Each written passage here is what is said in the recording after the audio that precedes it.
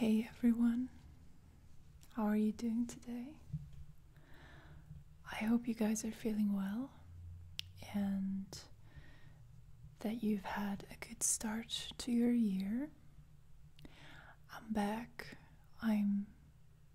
I've gone through some difficult times towards the beginning of the year, but I'm back on track and I am hoping that I'll be able to post videos more frequently from now on. And this reading is still a part of last month's monthly lottery, which is an event that I have each month where I pick a name from a bowl, a name of a patron, and I give them a reading. So this reading is going to be for Rachel, and it's going to be a palmistry / tarot reading. So I hope that you are going to enjoy it, Rachel, and I hope that anybody else who decided to tune in is going to be able to take something away from it. So, whenever I do palm readings, the first thing I really look at is the shape of the hand.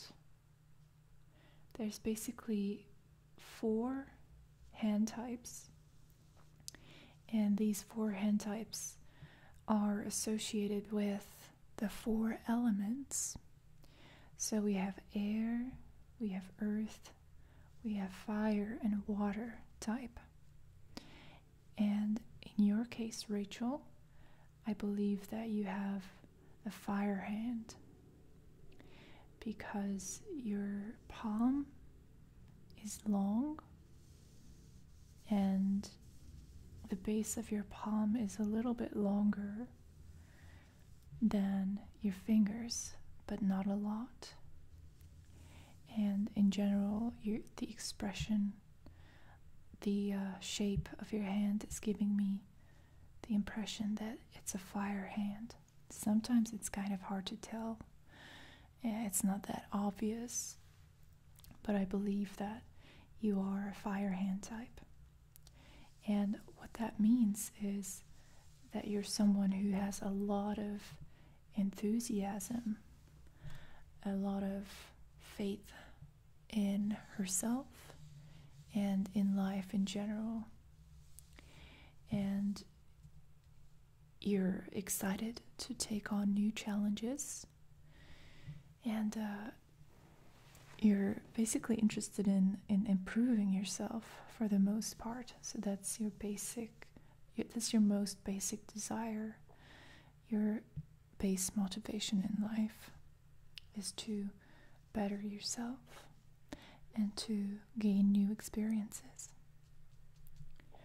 So in this reading, we are going to look at the 3 main lines,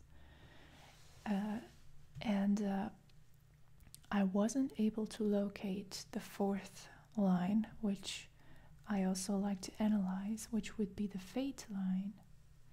So we're going to talk about the absence of the fate line and what that means. It would be here somewhere, but it's not. So first of all, we're going to look at your heart line. So I'm just going to give you a basic rundown of what each line means and what we can see in your palm. So and then of course we're going to ask the tarot to reveal some relevant messages regarding these characteristics and these tendencies, some messages that are relevant to the here and now. All right? So the heart line is up here. And your heart line is ending at the Mount of Jupiter here, which means that you have a lot of high expectations in love. And I would say that creates a pathway to disappointment in many scenarios. Since your expectations are high, sometimes reality comes crushing in, and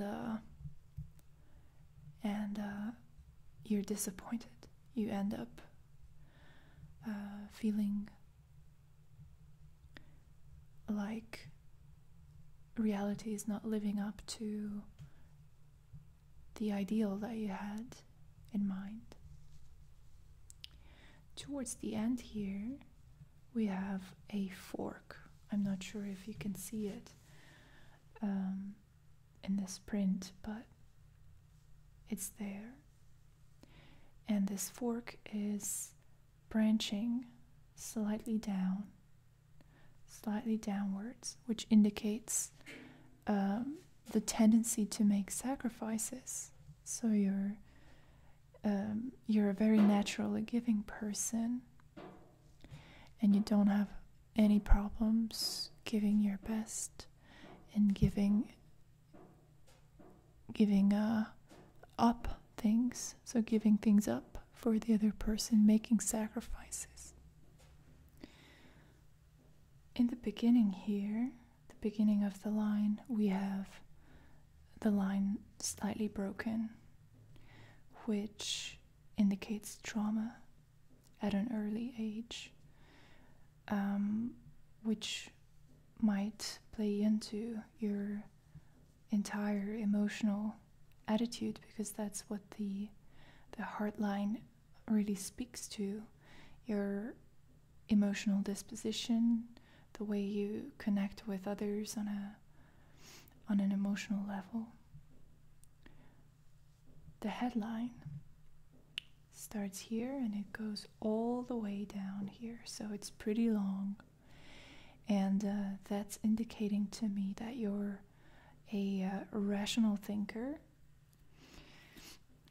The length itself of the line.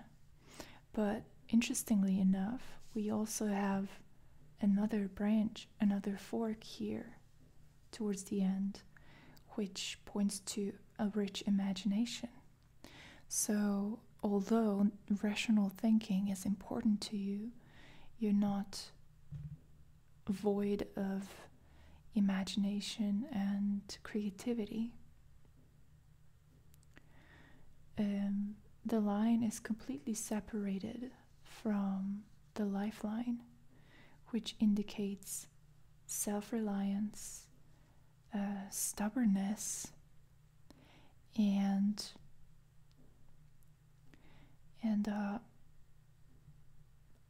a readiness to take risks in life. So the headline basically indicates your way of thinking, your philosophy, if you will. And we have, like I said, towards the end, this fork, which is branching upward slightly, and that points to excellent social aptitudes. So you're a social thinker.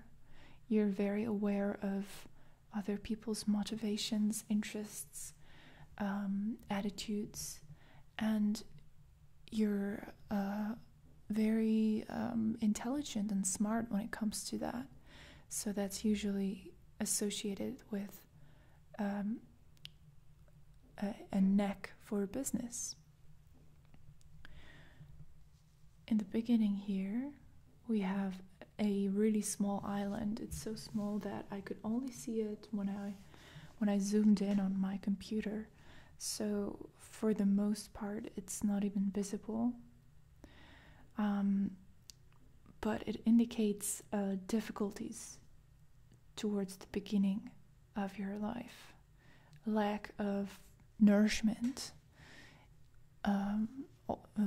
either intellectually, or in some cases even on a physical level. So you were not nourished and nurtured the way you were supposed to be. So you had a rough start, but you made the most of it.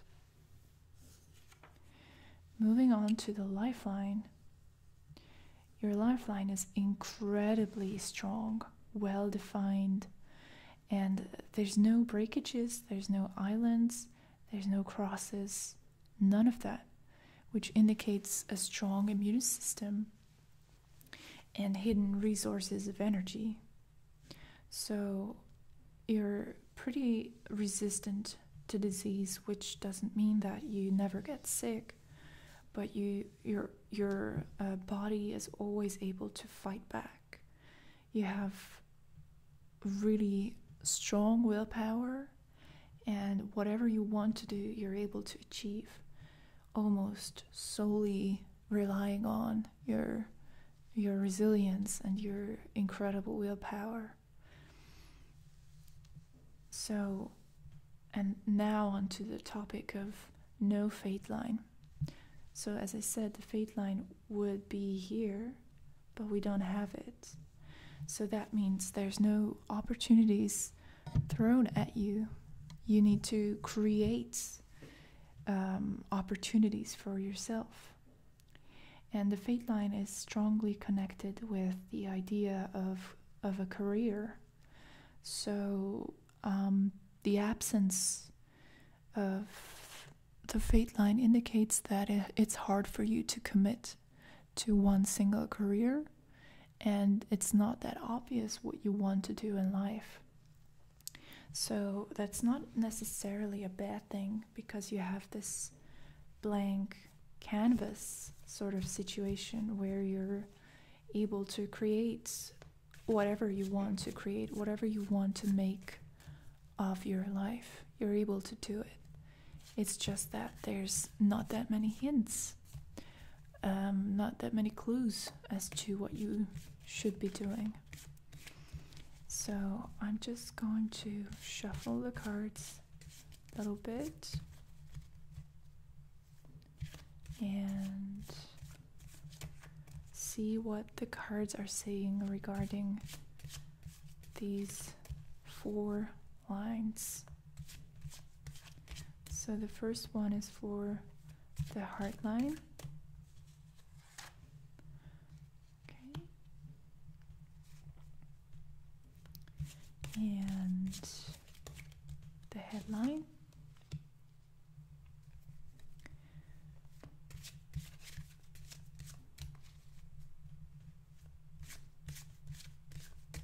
The lifeline.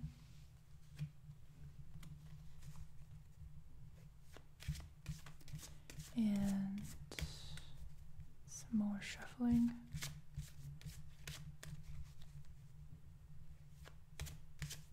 The fate line and the lack of it. All right. So, heart line. We have the Tower here. 8 of Cups for the headline. 9 of Pentacles for the lifeline. And Knight of Cups for the fate line. Okay, interesting. So let's start with the first card, which is the Tower. And the Tower is a major arcana card, and it's one of those cards that shakes you up. It shakes you to your core, and it shows you something that you didn't know about yourself. It rearranges the whole structure wherever it shows up.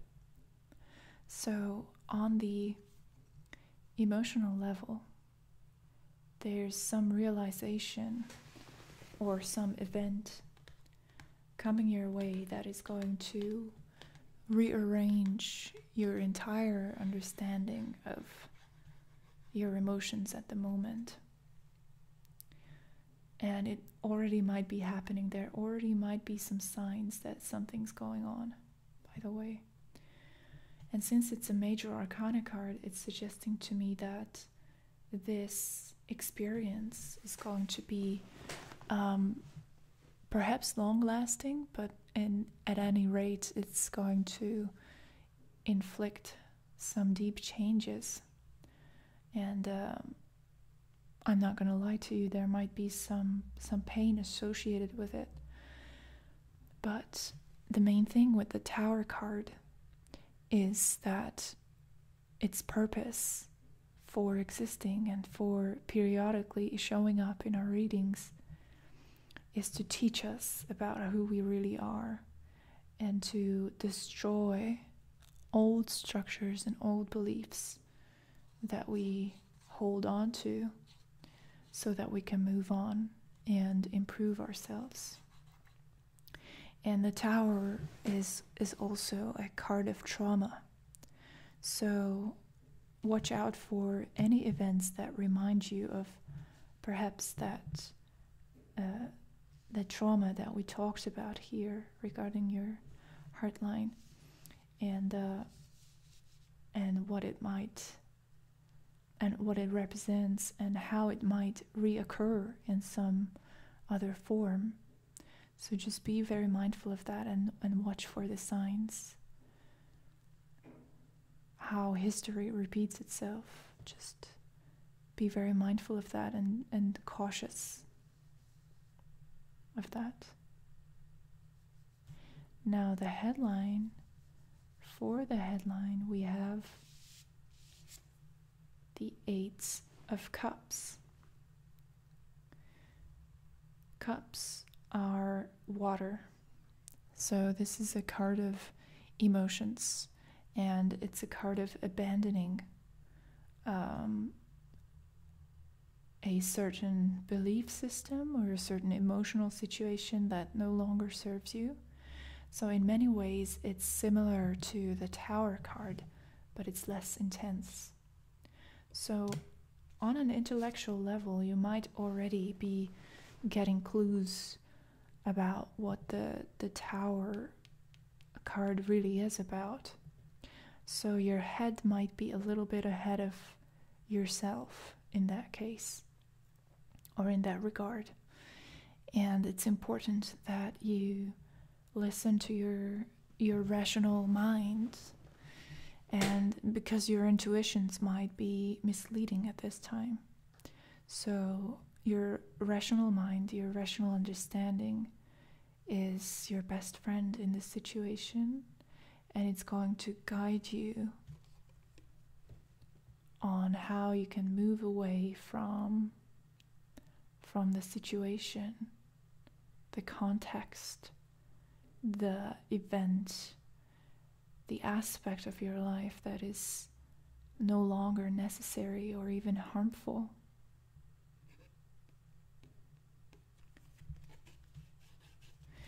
Now, your lifeline with the Nine of Pentacles is a pretty wonderful, it has a pretty wonderful energy. Just looking at your lifeline, I can tell that you're a very strong person, and you have your own way of going about things and your own way of existing in life. And the Nine of Pentacles is pretty much about that, about not taking anybody's advice, following your own lead, and building a life for yourself. So your resilience, as we discussed, your willpower is something that you can absolutely build upon during this time. And you can and you should use it to improve your material circumstances at this time. So you can take steps towards securing and stabilizing yourself on a physical level. And the Nine of Pentacles is all about that. It's all about building a kingdom or an empire for yourself, creating comfort, a convenient structure that will allow you to exist in more peace and more relaxed. The lack of a fate line. We have the Knight of Cups here. And I have the feeling that this particular card represents a person whose lead you're following. And it goes against your rational mind, so to say, because it's water and it's all about romantic feelings and perhaps unrealistic expectations and unrealistic feelings and thoughts. And so you're completely wrapped up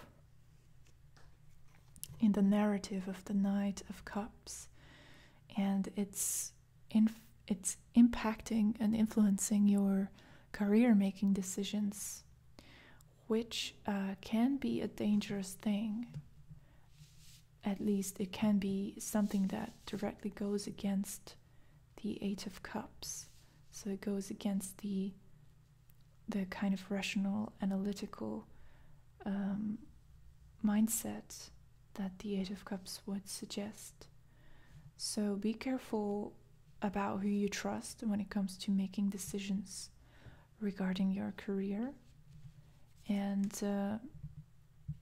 do not allow yourself to be dragged around by your emotions and your fascination with a person, perhaps multiple persons, but I have the feeling that it's just one person having this intense impact on you.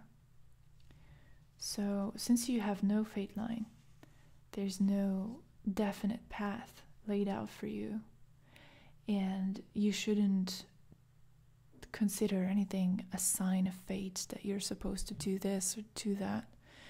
Remember that you are the creator of your own opportunities, and when something shows up and it doesn't quite seem right, but you feel emotionally dragged into it, it's not a good idea to go with that, because it's only going to lead you to complications and heartache. I hope that you like this reading, Rachel. If you have any questions or feedback, feel free to write to me. And anybody else who chose to watch this video, thank you for watching, and I hope to see you in my next one. Bye bye.